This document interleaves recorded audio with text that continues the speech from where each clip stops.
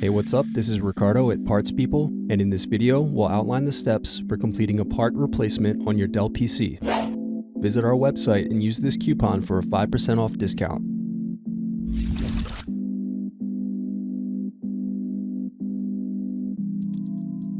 Unscrew and remove bottom base.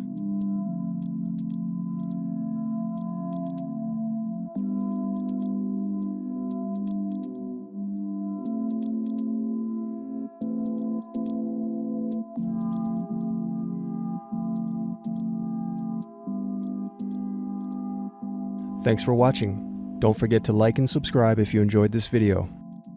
And if you need more, check out this playlist to watch other tutorials for your laptop. You can also click here to find parts for your laptop at partspeople.com.